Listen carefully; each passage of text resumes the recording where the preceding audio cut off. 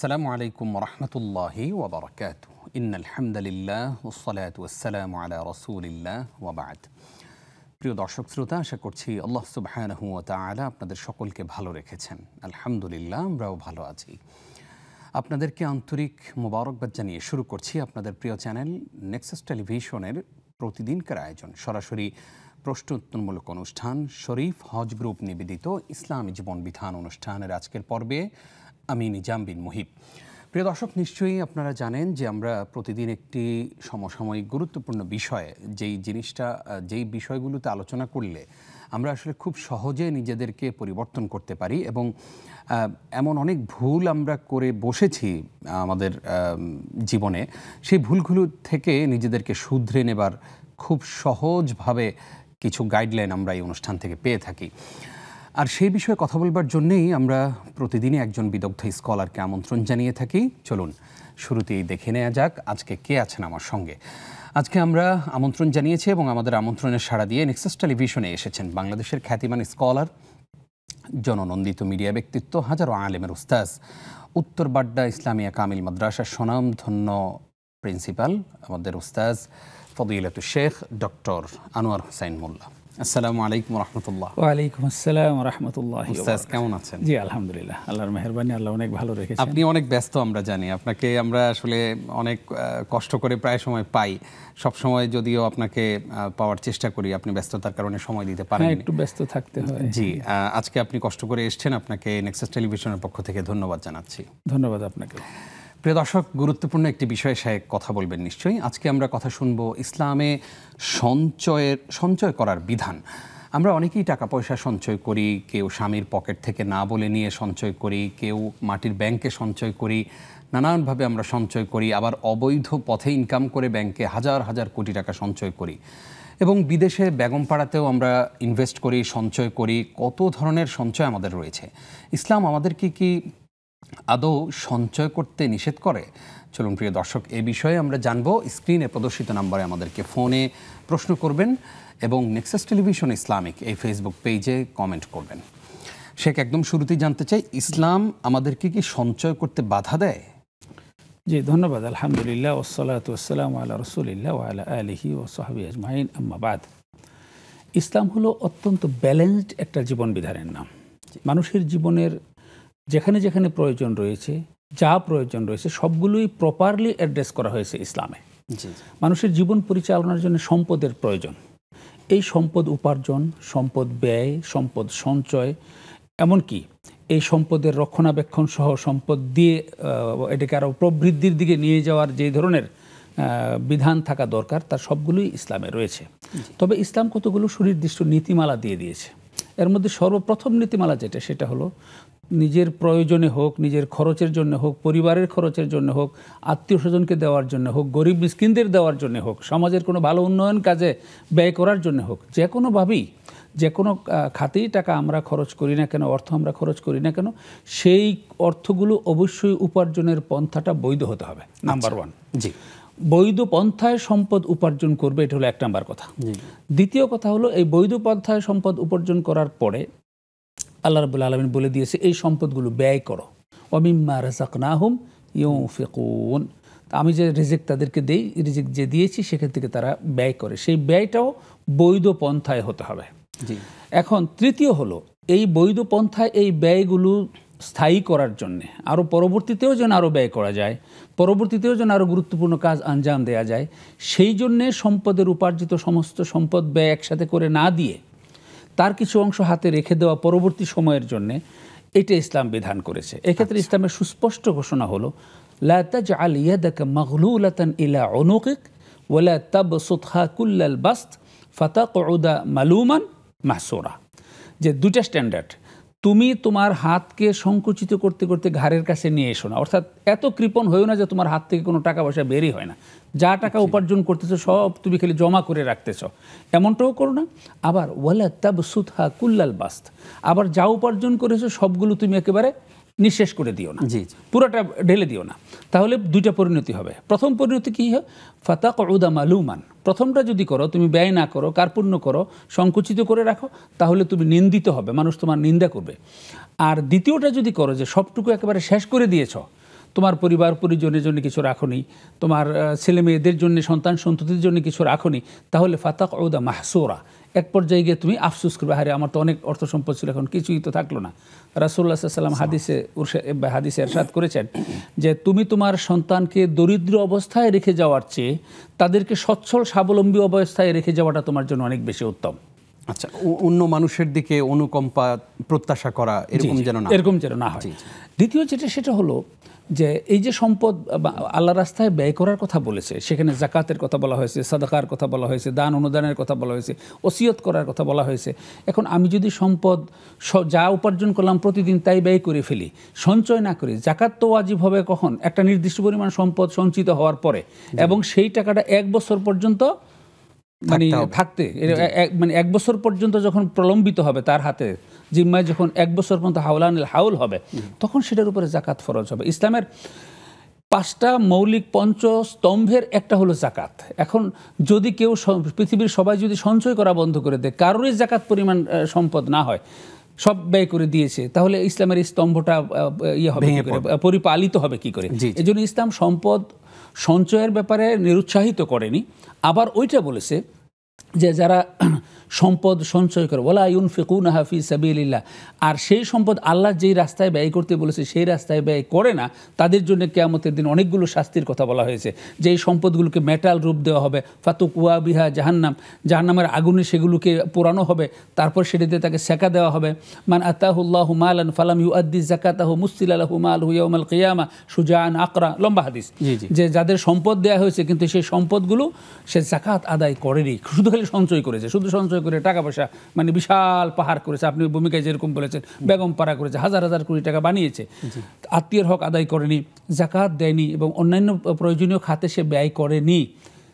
কিয়ামতের দিন তাদের এই সম্পদগুলোকে একটা বিষধর সাপে রূপান্তরিত করা হবে, তার গলায় ঝুলিয়ে দেওয়া হবে এবং তাকে ছুবল দিতে থাকবে আর বলবে আনা মালুক আনা কানজুক, আমি তোমার সঞ্চিত সেই ধন সম্পদ, আমি তোমার সেই পুঞ্জীভূত ধনরত্ন। এই জন্য ইসলামের বিধান হলো ওয়াল্লাযীনা ইযা আনফাকু লাম ইউসরিফু ওয়া লাম ইয়াকতুরু ওয়া কানা বাইনা যালিকা কাওয়ামা। সম্পদ উপার্জন করবে, সম্পদ ব্যয় করবে, ব্যয়ের ক্ষেত্রে সে একেবারে সব নিঃশেষ করেও দিবে না, কার্পণ্যও করবে না, আবার মানে অতিশয় ইয়ে করে, যেটা অতি দানবীর বা অতি ব্যয়শীল বা ইসরাফ করে তাবজির করে সে সম্পদ নষ্ট করে দেবে না। কোরআনে বলা হয়েছে কুলু ওয়াশরাবু ওয়ালা তুসরিফু, তোমরা খাও পান করো কিন্তু ইসরাফ করো না। ইসরাফ হলো বৈধ কোনো খাতে প্রয়োজনের অতিরিক্ত ব্যয় করাকে বলা হয় ইসরাফ। আরেক আয়াতে বলা হয়েছে ওয়ালা তুবাজ্জির তাবজিরা, তোমরা তাবজির করো না। তাবজির বলা হয় অবৈধ অননুমোদিত কোনো খাতে অর্থ ব্যয় করা, অর্থাৎ ইসলাম দুইটাকেই নিষেধ করেছে। একটা ব্যালেন্স অর্থ ব্যবস্থা হবে, উপার্জন হবে, ব্যয় হবে, পরিমিত সঞ্চয়ও হবে, মানে একটা হলো সঞ্চয়, একটা হলো পুঞ্জীভূত ধনরত্ন জমা করে রাখা। ওই পুঞ্জীভূত করে রাখাটাকে ইসলাম নিষেধ করেছে, আবার একেবারে শেষ করে দেওয়াটাকে ইসলাম নিষেধ করেছে। একদম আমরা ঠিক যেই প্রশ্নটা জানতে চেয়েছি প্রিয় দর্শক, এই প্রশ্নের মধ্যে অনেকগুলো উত্তর দিয়ে দিয়েছেন আমাদের আজকের সম্মানিত অতিথি। আশা করছি আমরা যারা সঞ্চয় করি ঠিক কিভাবে করব, কোন জায়গায় আমরা অপচয় করব না, এবং কিভাবে আমরা সম্পদকে পুঞ্জীভূত করে আমাদের পরবর্তী প্রজন্মের জন্য রাখবো ঠিকই, কিন্তু কিভাবে রাখবো সেই পদ্ধতিগুলো আমরা জেনেছি আলহামদুলিল্লাহ। এই পর্যায়ে আমাদের সঙ্গে একজন দর্শক আছে, আমরা তার প্রশ্ন নিতে চাই। আসসালামু আলাইকুম। আসসালামু আলাইকুম। ওয়ালাইকুম আসসালাম। হুজুর, আমি চট্টগ্রাম থেকে দিলওয়ারা বলছি। জি বলুন। একটু জোরে বলেন আপা। হ্যাঁ হুজুর, আমি বলছি আমি তো ইসলামে এই ইয়ার থেকে সবকিছু অনেক কিছু আমি জানছি। আমি অনেক ধন্যবাদ একটা টেলিভিশনকেও ধন্যবাদ, আপনাদেরকেও ধন্যবাদ। জি হুজুর, এখন জানতাম চাই আমি আসরের নামাজ এই শুধু 4 রাকাত ফরজ নামাজ পড়ি, এখন এটা কি আমি গুনার ভিতরে কোনো গুনাহ হয়? আমার অন্য নামাজ আর কি আছে আমার একটু বুঝিয়ে বলবেন। আচ্ছা। আর আমার মাতা পিতা নানা নানি দাদা দাদি সব মারা গেছে, এরা কেউই নাই, একটা আমি আছি। এমনি আমার সন্তান আছে, তারপরে এদের জন্য আমি সবসময় দোয়া করি আল্লাহ এদের কবর আযাবগুলি মুক্ত করিয়ে দিও। এখন এটা কি কোনো আমি ভুল বলছি নাকি সঠিক, এর একটু জানাবেন। আচ্ছা জি, ধন্যবাদ আপনাকে, থাকুন আমাদের সঙ্গে।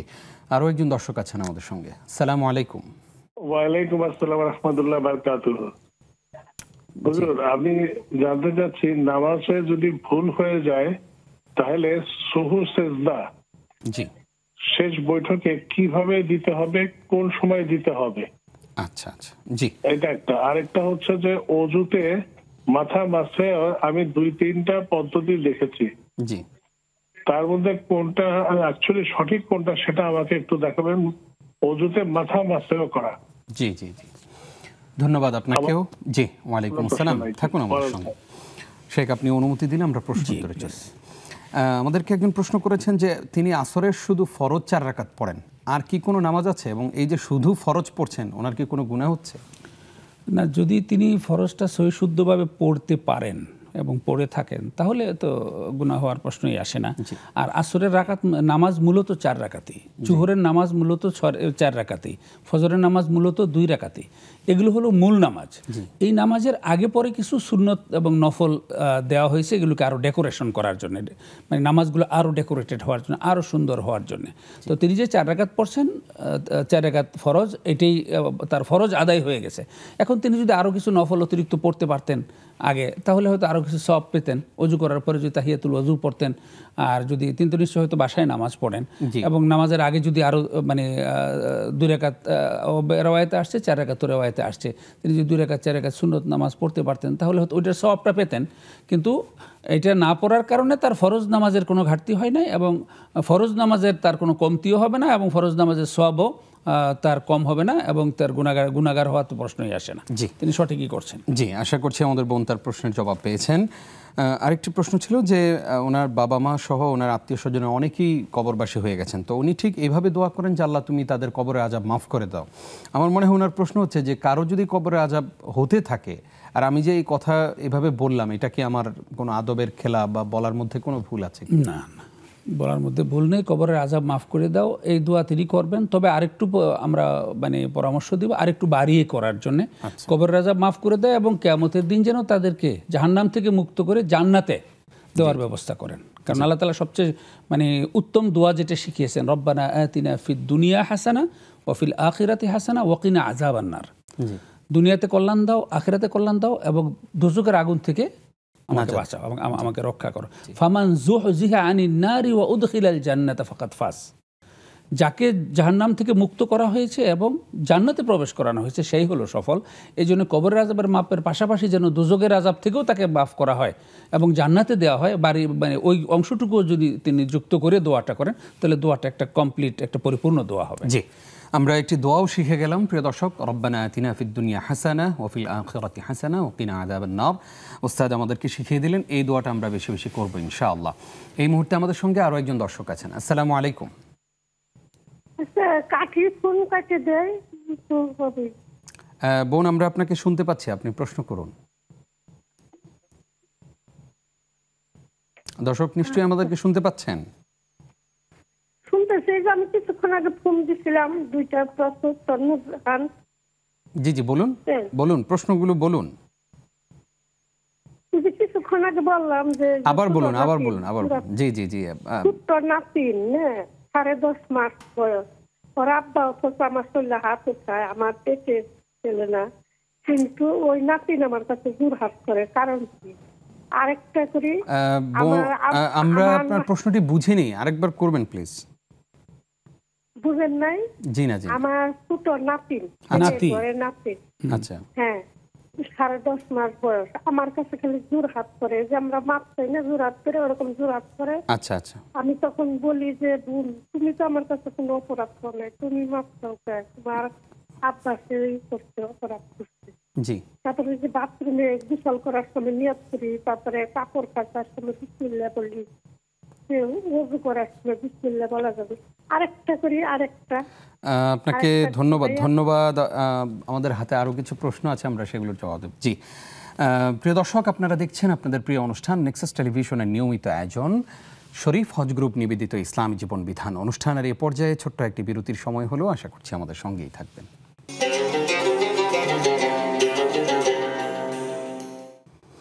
প্রিয় দর্শক, আরও একবার স্বাগত জানাচ্ছি। আপনারা দেখছেন আপনাদের প্রিয় অনুষ্ঠান ইসলামী জীবন বিধান। অনুষ্ঠানটি নিবেদন করছে শরীফ হজ গ্রুপ।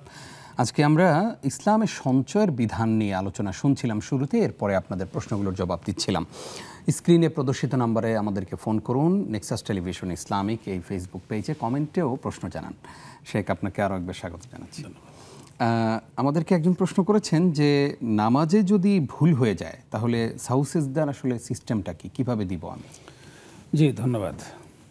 ভুল, যে কোনো ভুলের জন্যই কিন্তু সাহু সিজদা প্রয়োজন নেই। জি, যেই ভুলের কারণে সাহু সিজদা দিতে হয় সেটা হলো নামাজের কোনো ওয়াজিব যদি তরক হয়ে যায়। জি, নামাজে যে আমাদের 14টা বা 16টা ওয়াজিব ধরা হয়, জি, তো এই ওয়াজিবগুলো যদি কোনো একটা তরক করে কেউ, জি, তাহলে তাকে সাহু সিজদা দিতে হবে। এবং যদি কোনো কারণে ওয়াজিবও তরক হয়েছে কিন্তু সাহু সিজদা দিতে ভুলে গেছে, সাহু সিজদা দেয় নেই, নামাজ সালাম ফিরিয়ে শেষ করে ফেলেছে, তাহলে তার নামাজ হয় নাই, নামাজটা আবার রিপিট করতে হবে। আমরা যেটাকে উর্দুতে দোহরানো বলি আর কি, নামাজটা আবার দোহরাতে হবে। তো আমরা অনেকে মনে করি যে কোনো ছোটোখাটো ভুল হইলেই বুঝি সাহু সিজদা দেওয়া লাগবে, না ওইটা লাগবে না।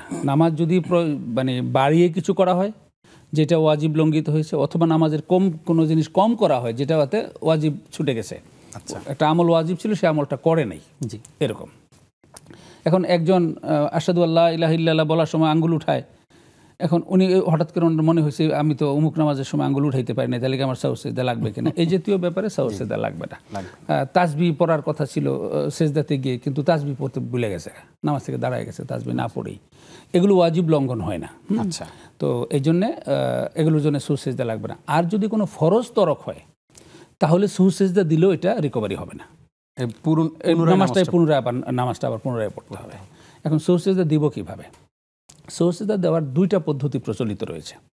প্রথম পদ্ধতি হলো আমাদের দেশে যেটা প্রচলন রয়েছে, অধিকাংশ আমাদের হানাফি মাযহাবের ওলামায়ে কেরামগণ যেটা ফলো করেন, সেটা হলো শেষ বৈঠকে আত্তাহিয়াতু পড়ার পরে ডান দিকে সালাম ফিরান, ডান দিকে সালাম ফিরানোর পরে দুইটা সেজদা দেন, সেজদা দিয়ে আবার নতুন করে প্রথম থেকে আত্তাহিয়াতু, তারপরে দরুদ শরীফ এবং দোয়া মাসুরা পড়ে তারপরে সালাম ফিরান।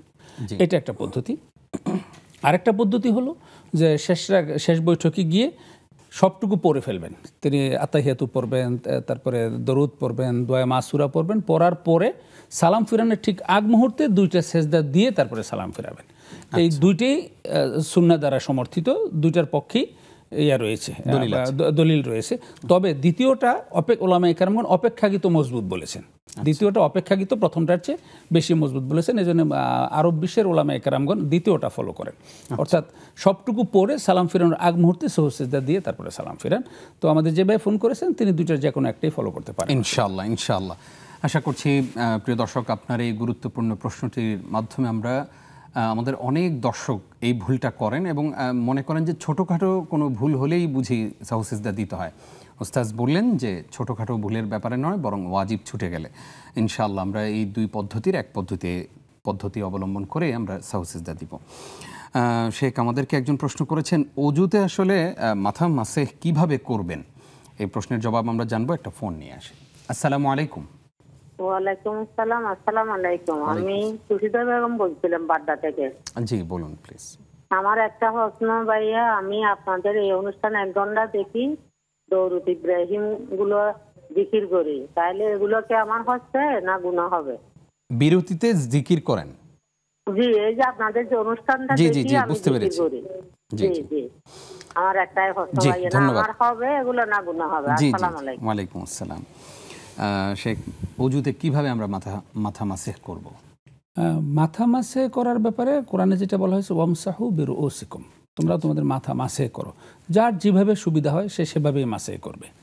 তবে সাধারণত প্রচলিত পদ্ধতি যেটা, সেটা হলো হাতটা ভেজা হাত দিয়ে তিনি মাথা আর চুল, যদি মাথায় চুল থাকে, টুপি যদি পরা থাকে টুপি খুলে চুলের উপর দিয়ে তিনি মাথাটা মুছে নেবেন।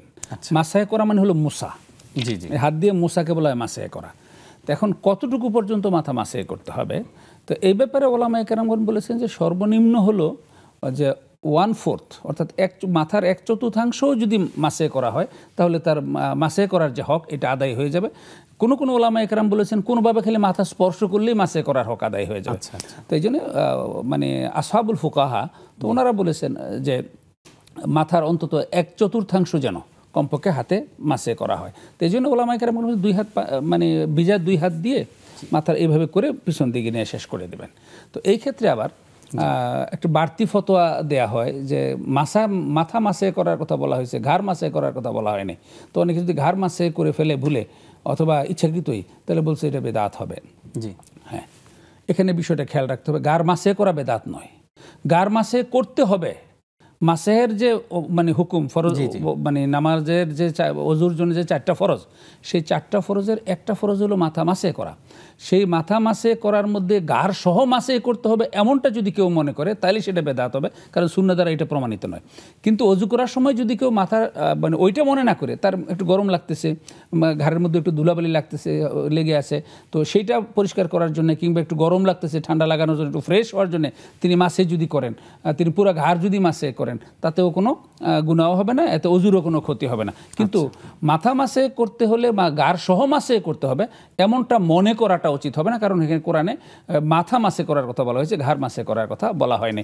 কিন্তু কেউ যদি ঘাড় মাসে করে তাহলে তার অজুরও কোনো ক্ষতি হবে না, তার মানে গুনাহ হবে না, গুনাহ হবে না। আমরা আরও একটি মাসালা জানলাম, গুরুত্বপূর্ণ, আশা করছি আমরা আমল করার চেষ্টা করব। আরও একজন দর্শক আছেন এই মুহূর্তে। আসসালামু আলাইকুম।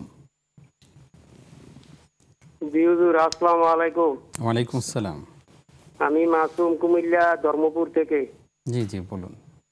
হুজুর, আমার দুটি প্রশ্ন। প্রথম প্রশ্ন হলো, 4 রাকাত না সুন্নত নামাজে ভুলে 5 রাকাত পরে ফেললে কি করণীয়? আর দ্বিতীয় প্রশ্নটি হলো, দলিল কোরআন থেকে সূরা বাকারা আয়াত নম্বর 221, এতে কোরআন বলতেছে, হে মুসলমানগণ, তোমরা একজন মুশরিক নারীকে বিবাহ করো না যতক্ষণ পর্যন্ত তারা ঈমান না আনে। হে মুসলমানগণ, তোমরা মুশরিক নারীকে বিবাহ করো না যতক্ষণ। আপনার প্রশ্নটা বলুন। আমার প্রশ্ন হলো যে সূরা বাকারার 221 নম্বর আয়াতে এর মানে কি, অর্থটা কি, কোরআন কি বলতেছে আমাদেরকে? আসসালামু আলাইকুম। ওয়ালাইকুম আসসালাম।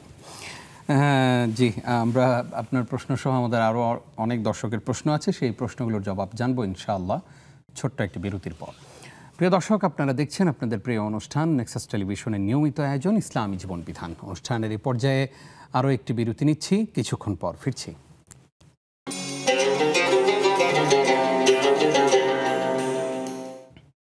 প্রিয় দর্শক, আবারও স্বাগত জানাচ্ছি। আপনারা দেখছেন আপনাদের জনপ্রিয় অনুষ্ঠানটি ইসলামী জীবন বিধান। আজকে আমরা অনেকগুলো প্রশ্নের জবাব দিয়েছি, আরও কিছু প্রশ্ন আমাদের হাতে এসেছে। আপনারাও আমাদের সঙ্গে যুক্ত হয়ে যান। স্ক্রিনে প্রদর্শিত নাম্বারে ফোনে প্রশ্ন করুন, অথবা নেক্সাস টেলিভিশন ইসলামিক এখানে আপনি কমেন্টের মাধ্যমে প্রশ্ন করুন। আজকে আপনাদের করা প্রশ্নগুলোর জবাব দিচ্ছেন দেশের খ্যাতনামা আলেমে দ্বীন, বরেণ্য স্কলার, ফদিলাতুল উস্তাজ ডক্টর শেখ আনোয়ার হোসেন মোল্লা। আমরা উস্তাদের কাছ থেকে আপনাদের প্রশ্নগুলোর জবাব জানছি। শেখ, আপনাকে আরও স্বাগত। আমাদেরকে একজন প্রশ্ন করেছেন উস্তাদ, যে ওনার নাতিনের বয়স 10.5 মাস, তো সবসময় এসে এভাবে করজোর করে ক্ষমা চান ওই বাচ্চাটা। ওনার প্রশ্ন হচ্ছে যে আমার কাছে কেন এরকম করে আসে, আমি তার বাবা মাকেও জানিয়েছি, বিষয়টি কি আসলে? প্রথম কথা হলো, উনি 10.5 মাস অথবা 7.5 মাস এরকম বলেছেন। তো এই বয়সের একটা বাচ্চার এখনো কিন্তু মানে বুদ্ধিবৃত্তিক ম্যাচিউরিটি আসে নাই। সে নিজের বুদ্ধিতে নিজের ইচ্ছায় কাজগুলো কিন্তু করার মতন অবস্থা তার এখনো হয় নাই। তো যেগুলো করতেছে সেগুলো তার স্বাভাবিক হাত পা নাড়ার একটা প্রক্রিয়া। তো এটা কোনো বাচ্চারা হাত সামনের দিকে রাখে, কোনো বাচ্চা মুষ্টিবদ্ধ উপরের দিকে রাখে, কোনো বাচ্চার হাত হয়তো মিশানো থাকতে পারে, কোনো বাচ্চা গাড়ির দিকে রাখতে পারে। এটা একেবারেই বায়োলজিক্যাল একটা ন্যাচারাল প্রক্রিয়া। এটার পিছনে অন্য কোনো ভৌতিক কারণ আছে এরকম কিছু মনে করার কোনো কারণ আছে বলে আমার কাছে মনে হয় না। এটা বাচ্চাদের একেবারেই স্বাভাবিক প্রক্রিয়া। তো উনি মনে করতেছেন জোর হাত করে উনি বাচ্চা ক্ষমা চাইতেছে, আসলে সে 2 হাত ধরে এরকম হাত নাড়তেছে। ছোটো বাচ্চাদের কাজই হলো হাত নাড়াচাড়া করা, হাত পা নাড়াচাড়া করা, এটা তাদের এক্সারসাইজের একটা অংশ। আপনি কিচ্ছু করবেন না, বাচ্চা শোয়ায় রাখবেন, কেউ তার পাশে নেই, দেখবেন যে বাচ্চা হাত পা নাড়তেছে। এখন হাত পা নাড়ার এক একজনের ধরন এক এক রকম হতে পারে। ওই বাচ্চা হয়তো হাত পা নাড়তে এসে 2 হাত হয়তো একদিকে এসে যায়, উনি মনে করতেন জোর হাত করে মাপ চাইছে হয়তো। তো ব্যাপারটা এরকম নাও হতে পারে। আর এটাকে আমরা একটা মানে বাচ্চার একটা স্বাভাবিক অঙ্গভঙ্গি হিসেবে আমরা এটাকে যদি নেই, এটাই ভালো হবে। এটার পিছনে কোনো ভৌতিক কারণ আছে, কিংবা এটা আল্লাহর পক্ষ থেকে বিশেষ কোনো কিছু তারে দেওয়া, মানে তারে ক্ষমা চাওয়াইতেছে, এই জাতীয় বিষয় মনে করার কোনো কারণ নেই। এটা একেবারে স্বাভাবিকভাবে নেওয়াটাই যৌক্তিক হবে। জি, আশা করছি আমাদের বোন বুঝতে পেরেছেন বিষয়টি। তিনি আরেকটি প্রশ্ন করেছেন যে ওয়াশরুমে উনি বিসমিল্লাহ বলে ফেলেন, গোসল করতে গেলে বিসমিল্লাহ বলে ফেলেন। অনেক সময় দেখা যায় টয়লেটে ঢুকার যে দোয়া, এটা অনেকে টয়লেটে ঢুকার পরে পড়েন। এই কাজগুলো কি সঠিক না ভুল? না, যদি তিনি বিসমিল্লাহ বলে ফেলেন এতে অসুবিধা কিছু নেই। আচ্ছা, কোনো অসুবিধা হবে না ইনশাআল্লাহ। একজন প্রশ্ন করেছেন যে আমাদের এই অনুষ্ঠানটি তিনি নিয়মিত দেখেন, আমরা যখন বিরতিতে যাই ওই সময়টাতে উনি জিকির করেন, এটা কি ঠিক আছে কিনা? হ্যাঁ, অবশ্যই জিকির সারা 24 ঘন্টা আমরা যেটাকে বলি তো সব সময় বলা হচ্ছে বুকরাতান ওয়াসিলা, মানে সকাল সন্ধ্যা মানে সারাক্ষণ। উযকুরুল্লাহ যিকরান কাসীরা, বেশি বেশি জিকির করো। তো তিনি যখন অবসর থাকেন তখন জিকির করা এটা বরং অনেক ভালো সওয়াবের একটা কাজ করেন। এতে গুনাহ হওয়ার তো কোনো প্রশ্নই নেই, বরং অত্যন্ত সওয়াবের একটা কাজ করেন। তবে জিকির জিনিসটা মনে রাখতে হবে, জিকির প্রথমত জিকির হলো অন্তরে আল্লাহকে স্মরণ করা। আচ্ছা। দ্বিতীয় জিকির হলো মুখে ওই জিকিরের শব্দগুলো উচ্চারণ করা। এবং তৃতীয় ফাইনাল জিকির হলো কাজের মাধ্যমে আমি যেটা আল্লাহর সাথে মানে যেটা আমি বলেছি কাজের মাধ্যমে সেটা প্রমাণ করা যে আল্লাহ যে কাজগুলো করতে নিষেধ করেছেন সেগুলো বর্জন করা, আর যেগুলো করতে বলেছেন সেগুলো করা। আমাদের দেশে কিন্তু আমাদের জিকির বলতে প্রথমটা এবং শেষেরটা, এই দুইটাকে জিকিরের তালিকা থেকে মাইনাস করে দিয়েছি। প্রথম জিকির হলো স্মরণ করা, প্রত্যেকটা কাজ করার মুহূর্তে স্মরণ করা, প্রতিটা ক্ষণ আল্লাহকে স্মরণে রাখা, এটার নাম হলো প্রথম জিকির। দ্বিতীয় হলো আল্লাহকে স্মরণ করার জন্য কতগুলো তালাফুজ বা শব্দ ভাণ্ডার রাসূল সাল্লাল্লাহু আলাইহি ওয়াসাল্লাম থেকে প্রচলিত হয়েছে, তিনি বলেছেন, সাহাবা ইকরাম সেগুলো আমল করেছে। সুবহানাল্লাহ, আলহামদুলিল্লাহ, আল্লাহু আকবার, এরকম আরও অনেক জিকিরের শব্দ উচ্চারিত হয়েছে। সেই শব্দগুলো উচ্চারণ করে জিকির করা, সেটাও আল্লাহকে স্মরণ করারই একটা প্রক্রিয়া। সবচেয়ে ফাইনাল জিকির যেটা, সেটা হলো প্রত্যেকটা কাজ করার সময় আল্লাহর কথা স্মরণ করা, যে আমি যে কাজটা করতেছি আল্লাহ আমাকে অনুমতি দিয়েছেন কিনা, যদি দিয়ে থাকে তাহলে করব, যদি না দিয়ে থাকে তাহলে করব না। তো এই তিনটা জিকিরের মধ্যেই সবসময় থাকা। তাহলে তিনি যখন মানে বিরতির মাঝখানে যখন থাকবেন তখন তিনি যে কোনো কাজই করবেন সেটাই জিকিরের অন্তর্ভুক্ত হতে পারে, যদি তার মনে যদি সেই বিষয়টা থাকে। আর মৌখিক জিকির করলে তো আরও ভালো। জি, আমরা উত্তর পেয়ে গেছি, আশা করছি আমাদের বোন ক্লিয়ার হয়েছেন বিষয়টি। একজন প্রশ্ন করেছেন যে 4 রাকাত সুন্নতে যদি তিনি 5 রাকাত পড়ে ফেলেন ভুলে, তাহলে করণীয় কি? এখন দেখতে হবে তিনি কিভাবে পড়েছেন। যে একবার তিনি মনে করেছেন দ্বিতীয় রাকাতে গিয়ে, মানে দ্বিতীয় পর্বে আর কি, অর্থাৎ ওই মাঝখানে যে বৈঠক করেছেন বৈঠকের পরে 2 রাকাত মনে করে মানে 3 রাকাত পড়ে ফেলেছেন, এমনটা যদি হয় ভুলক্রমে, তাহলে তার নামাজ ক্ষতি হয় না, নামাজ নষ্ট হয় নাই। কিন্তু তিনি যদি স্বেচ্ছায় পড়ে ফেলেন তাহলে সেটা নামাজ আবার দোহরাইতে হবে। আচ্ছা আচ্ছা, আশা করছি আমাদের ভাই বুঝতে পেরেছেন। আরও একজন দর্শক আছেন। আসসালামু আলাইকুম। ওয়ালাইকুম আসসালাম। জি, আমি একটা প্রশ্ন করতে চাই। জি জি। 2008 সালে আমার ছোট ভাইয়ের ছোট মেয়ে জন্ম নিয়েছে। জি।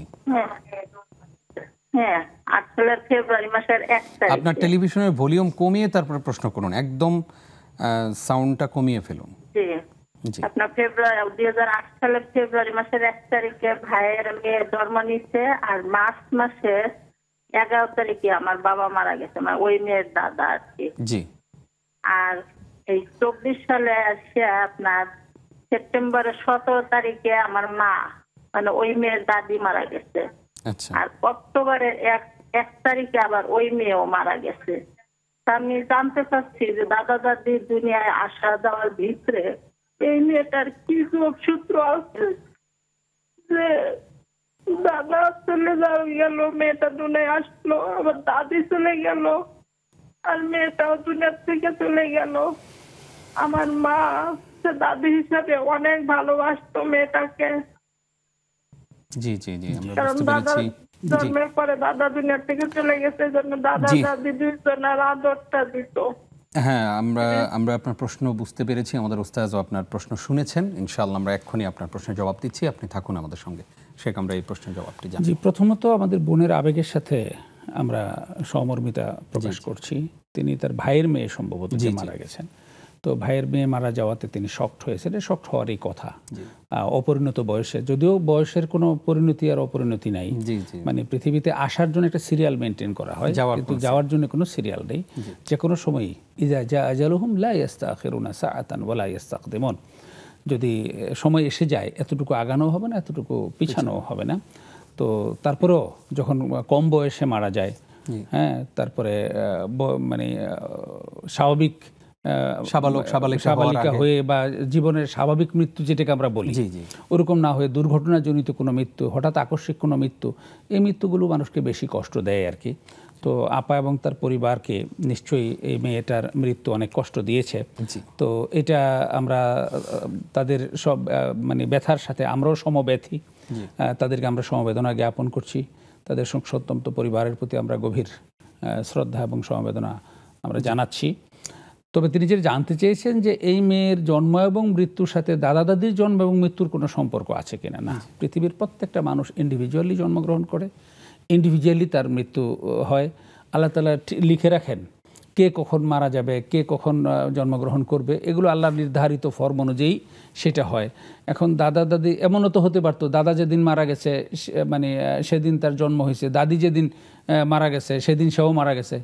তাহলে কি বলবো যে দাদার সাথে একদিন পরে বা 3 দিন পরে হয়েছে বা কাছাকাছি সময়ে হয়েছে, 1 মাসের ব্যবধানে হয়েছে। যদি ও একই দিনেও যদি হতো তাহলে একটাকে আরেকটার সাথে রিলেট করার কোনো সুযোগ ছিল না, কারণ প্রত্যেকটা নফস আলাদা। আচ্ছা, প্রত্যেকটা নফস আলাদা। কুল্লু নাফসিন যায়কাতুল মাউত, প্রত্যেকটা নফসকে মৃত্যুবরণ করতে হবে, এটার সাথে আরেকটাকে রিলেট করা ঠিক হবে না।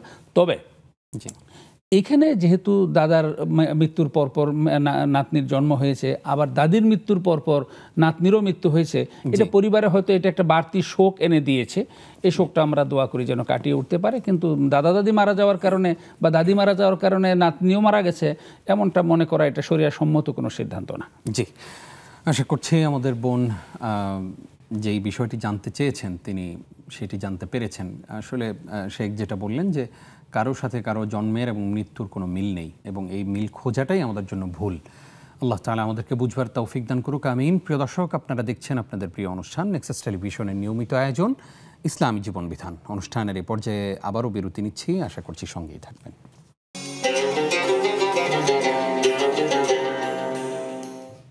প্রিয় দর্শক, দেখতে দেখতে আমরা অনুষ্ঠানের শেষের দিকে চলে এসেছি। আপনারা ঝটপট আমাদের সঙ্গে যুক্ত হয়ে যান এবং প্রশ্ন করুন।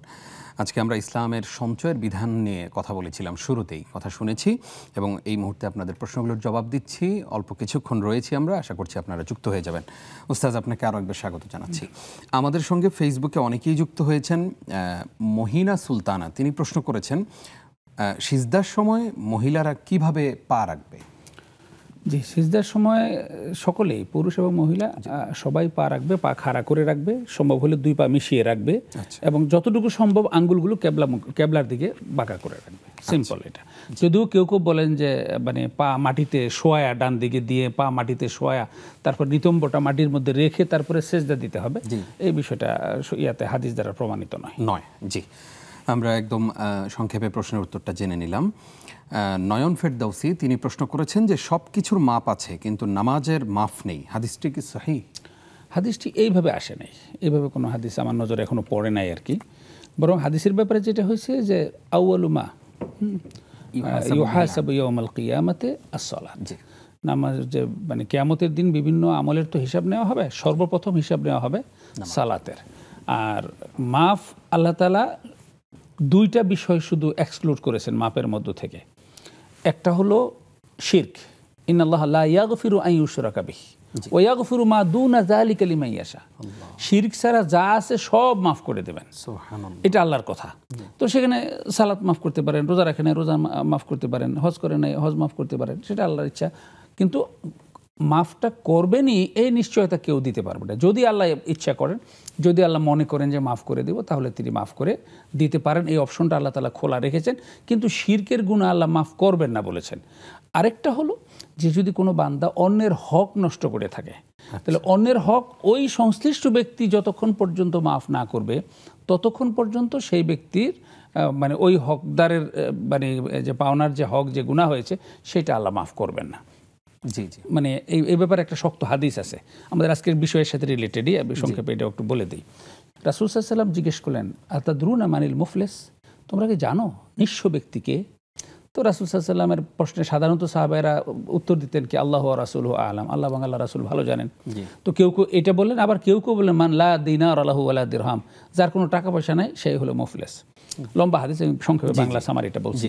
তো আল্লাহ রাসূল সাল্লাল্লাহু আলাইহি ওয়াসাল্লাম বলে না, এ মুফলিস না, সে নিঃস্ব নয়, সে কপরদক্ষিণ নয়।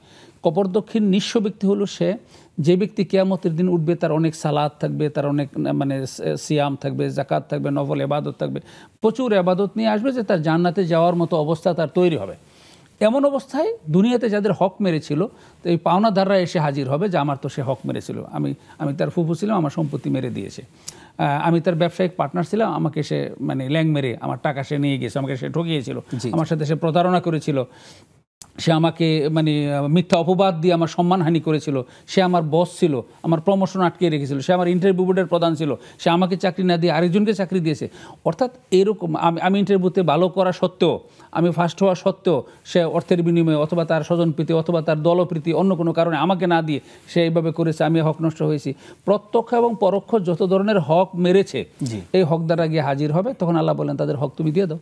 এখন আমি দিব কোত্থেকে? আর ওরা বলবে এখন আমি আর এটা নিয়ে করবো কি?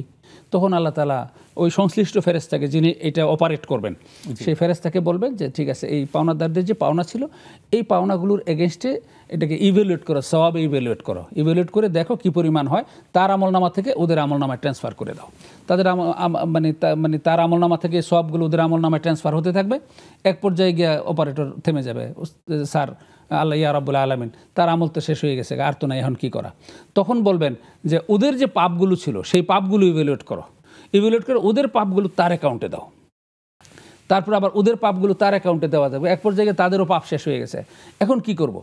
তখন আল্লাহ তাআলা বলবেন যে এক কাজ করো, দুইভাবে করো, তার এটা সওয়াবে ইভ্যালুয়েট করো, এটাকে পাপে ইভ্যালুয়েট করো, করে ওর আমলনামায় সওয়াব যোগ করে দাও, ওর আমলনামায় পাপ মানে যোগ করে দাও।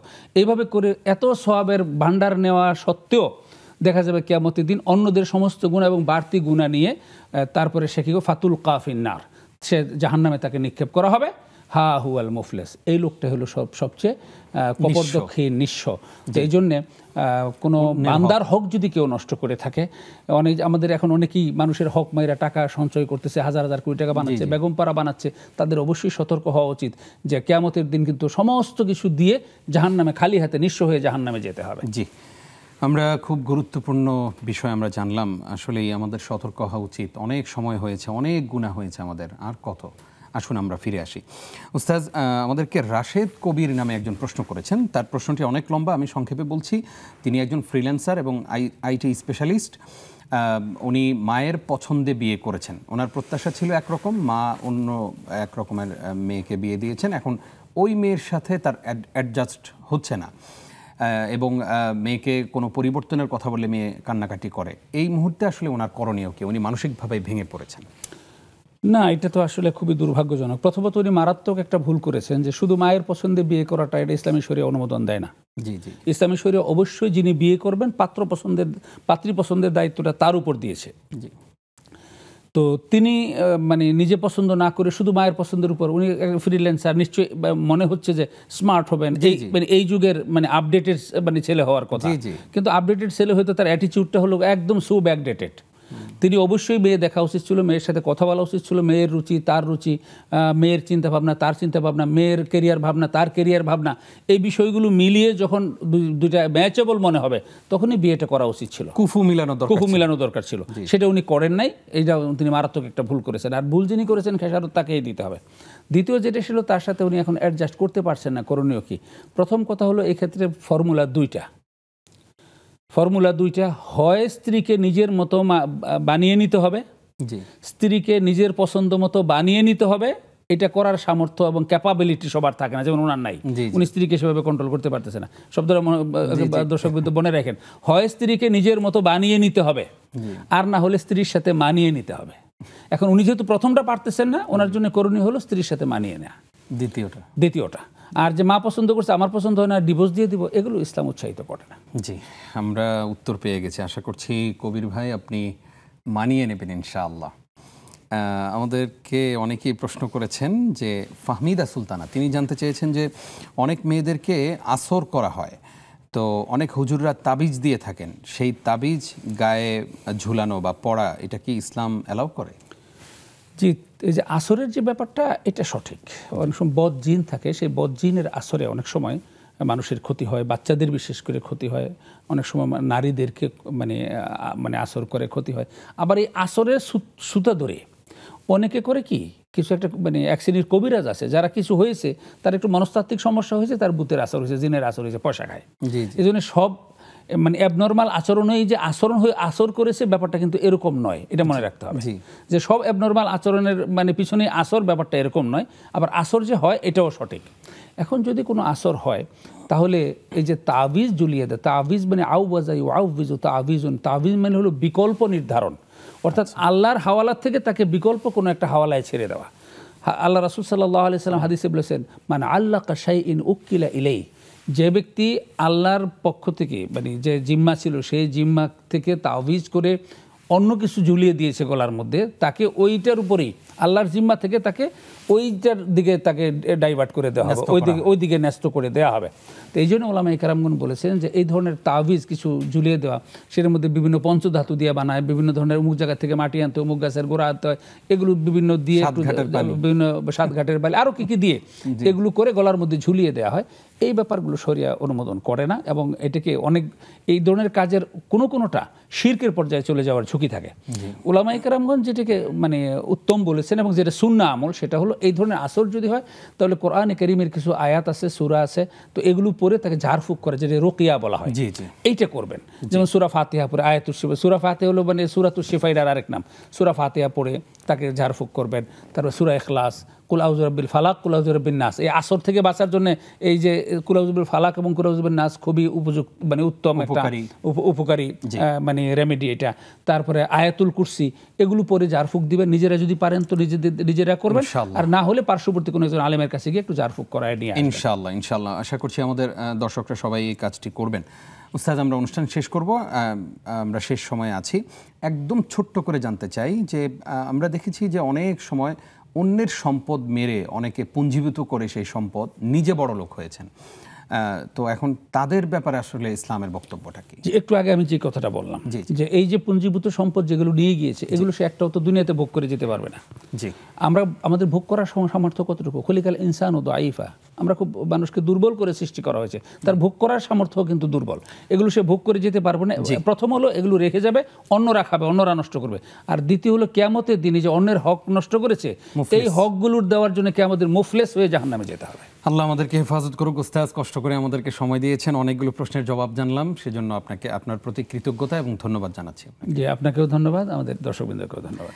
প্রিয় দর্শক, এতক্ষণ যারা আমাদের সঙ্গে ছিলেন আপনাদেরকেও ধন্যবাদ জানিয়ে শেষ করছি আজকের আয়োজন। আপনারা দেখছিলেন নেক্সাস টেলিভিশনের নিয়মিত আয়োজন শরীফ হজ গ্রুপ নিবেদিত ইসলামী জীবন বিধান। আগামী পর্ব দেখবার আমন্ত্রণ জানিয়ে এখানেই বিদায় নিচ্ছি। আমি নিজাম বিন মুহিব। আসসালামু আলাইকুম ওয়া রাহমাতুল্লাহি ওয়া বারাকাতুহু।